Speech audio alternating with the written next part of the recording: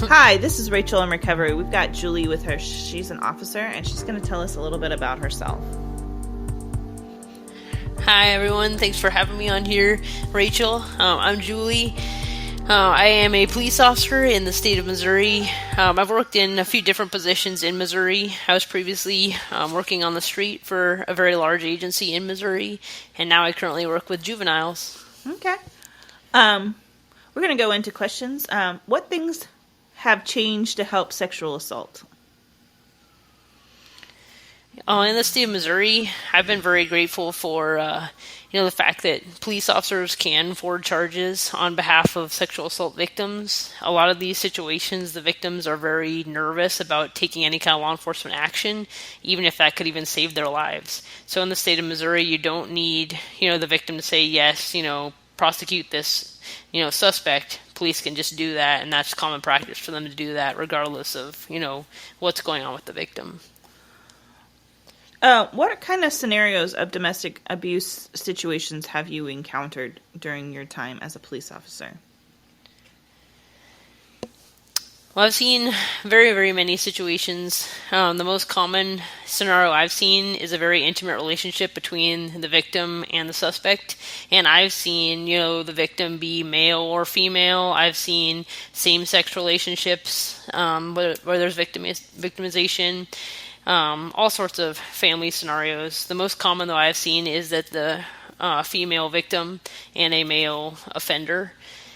And usually there is kids in the home that we'll see. But these situations are extremely dangerous. They are statistically the most dangerous call for law enforcement to go on. This is where a lot of times you will see shots fired and there will be kind of physical violence here.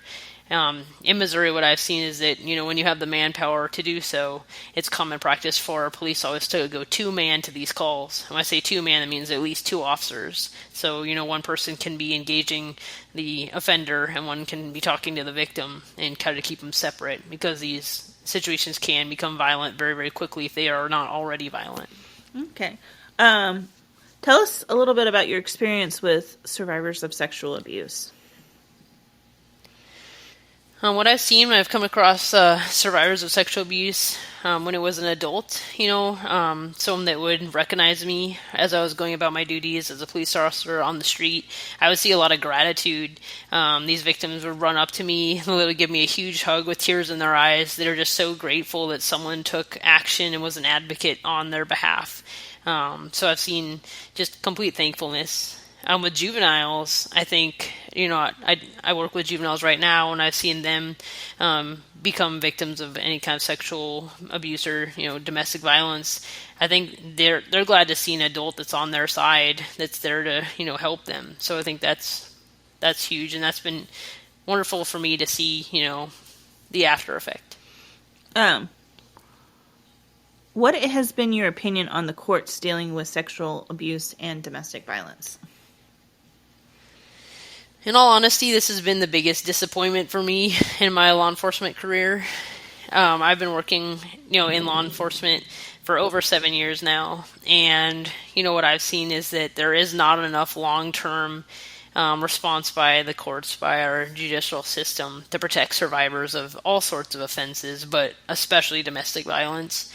I've never had the personal experience, thankfully, but I have seen, after police officers engage in an initial domestic violence call, they get that attacker out of the situation, the victim is put somewhere safe, or they are safe away from that person that was victimizing them, that somehow that attacker is able to get back to them later on, whether that's, the next day or weeks down the road, and they're, assaulted again, or even worse, I've heard, victims that are killed by their previous offenders. So there needs to be more long-term.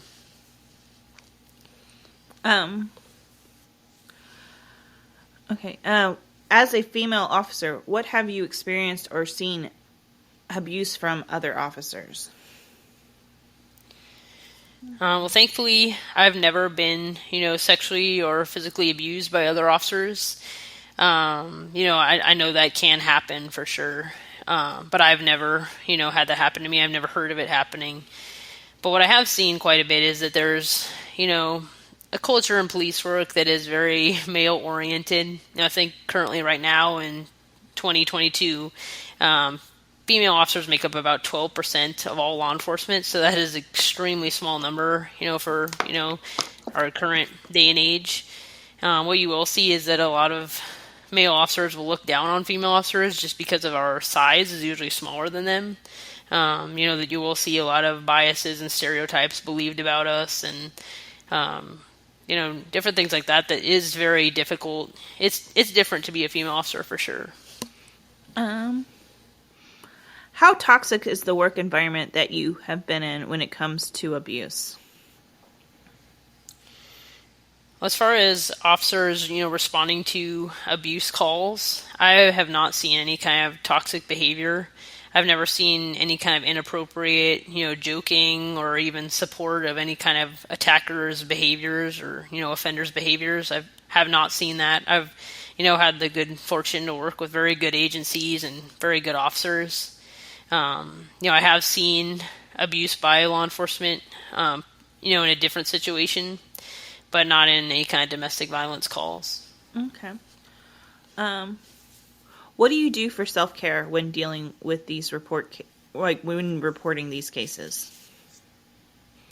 I think that's an excellent question. I think a lot of civilians that maybe don't have a lot of connections to law enforcement don't think about. So I really appreciate that question because, as a police officer, I'd really had to learn, to pay attention to that.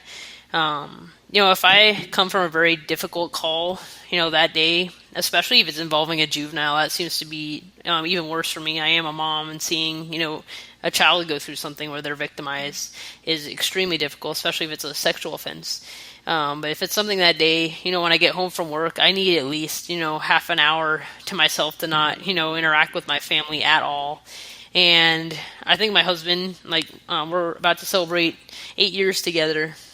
I think he's learned just to kind of give me that space and just, occupy our son while, I kind of get time to myself to be alone, whether it's being outside and just kind of, understanding, I've been through something pretty dark. I've seen something really evil, and being able to be honest with yourself and have time to yourself, it helps you, refocus on, your own family and not bring that, toxic or, evil situation that you witnessed into your own family.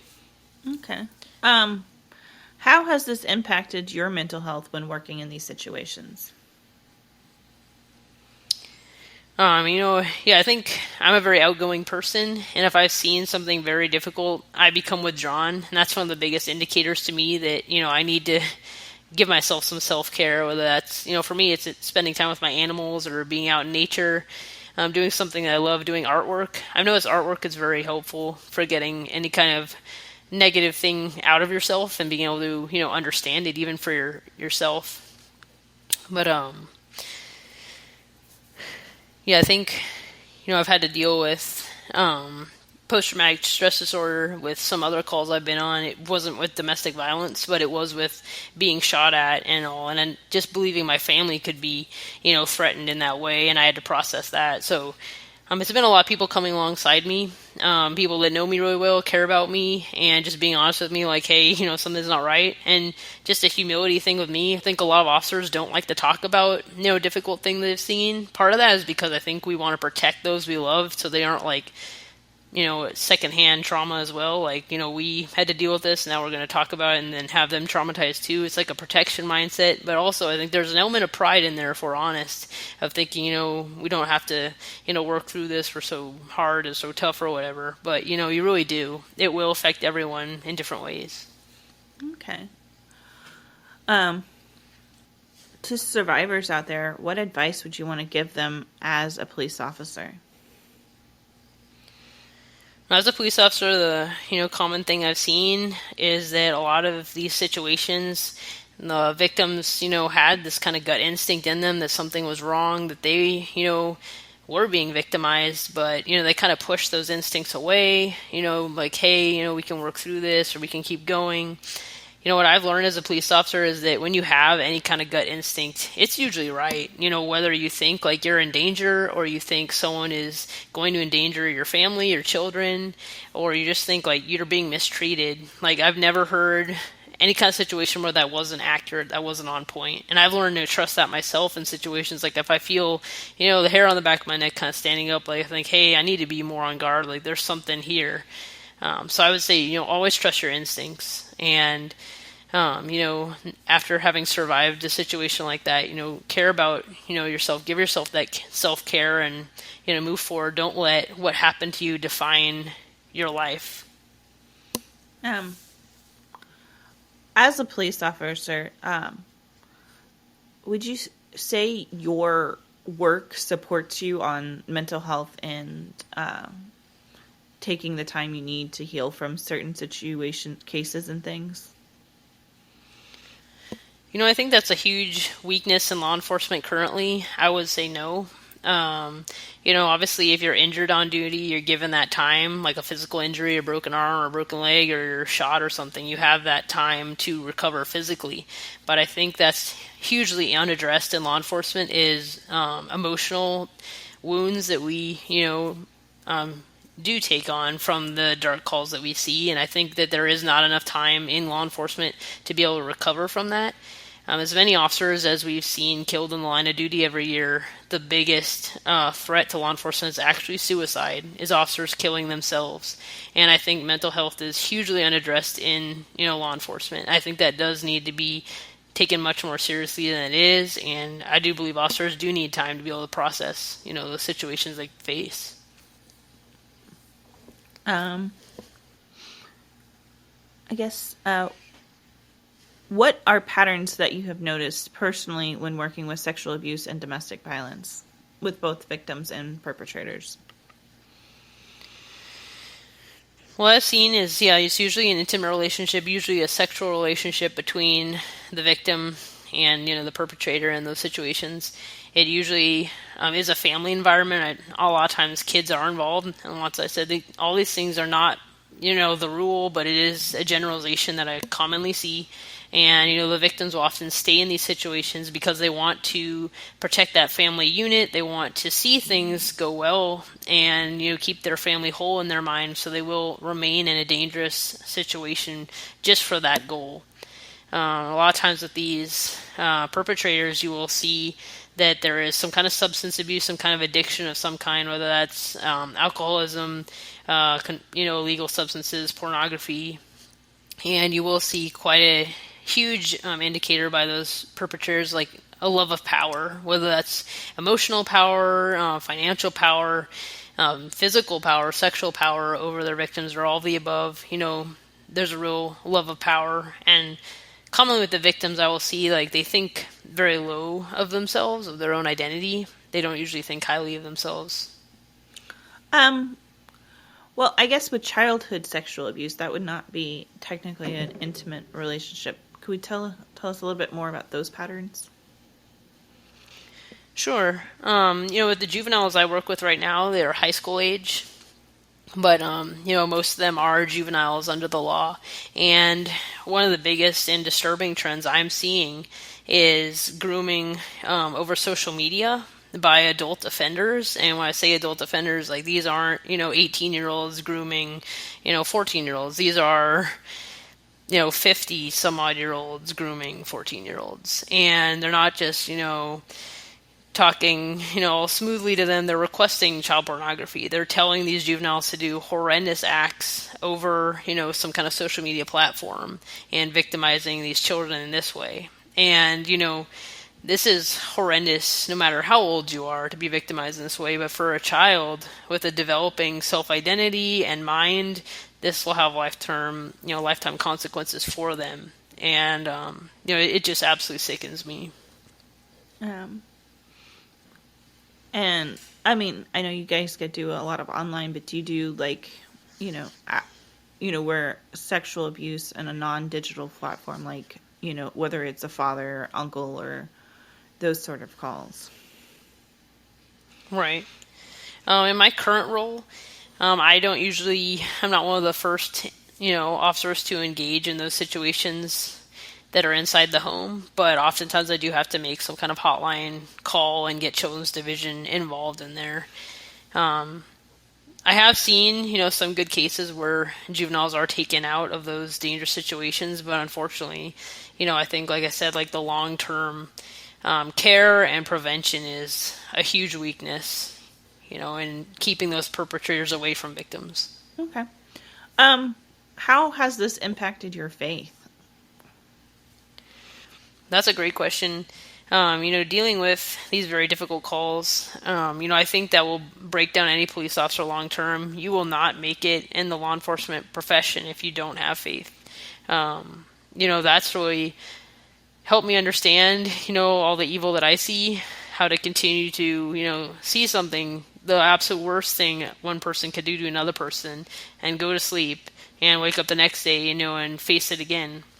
It's been my faith in Jesus being able to, power me through this and understand, it's not by power, it's not by my strength, but only by, the Holy Spirit that I can continue to know what to do in these situations and how to, work through them and face them again. Okay. Is there anything else you would like to add? I don't think so. Yeah, you've asked great questions. I really appreciate the ones you asked about, how should a police officer, give themselves self-care in order to, take care of their own mental health. I think that's really overlooked. Okay. All right, guys. Thanks for listening, and thanks, Julie, for being on our show. And absolutely. Thanks for tuning in, guys. See you guys next Thursday at 10 a.m. And always find us on your favorite social media platform or your favorite podcast platform. And as always, you can go to rachelinrecovery.com. And thanks for listening. I'll hear from you next week. Thanks.